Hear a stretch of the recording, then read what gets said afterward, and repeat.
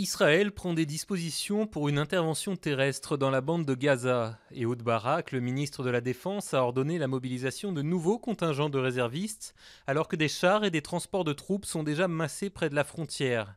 Le bilan, qui évolue constamment, est vendredi soir de 26 morts, dont 23 Palestiniens et 3 Israéliens. La Croatie se réjouit de la décision du tribunal pénal international pour l'ex-Yougoslavie. La Haye a acquitté 2 généraux croates, Ante Gotovina et Mladen Markac, inculpés pour crimes de guerre commis contre des Serbes, mais considérés comme des héros dans le pays.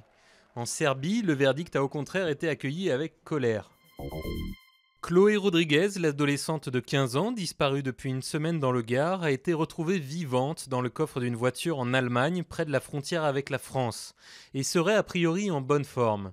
Le conducteur, qui était connu des polices françaises et allemandes, a déjà été condamné plusieurs fois, dont une pour agression sexuelle.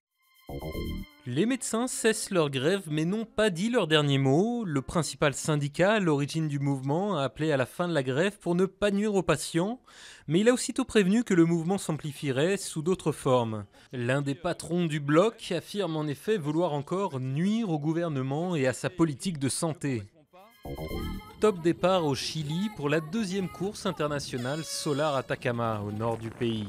Au programme, 15 bolides fonctionnant à l'énergie solaire vont parcourir 1286 km dans ce désert, considéré comme le plus aride du monde.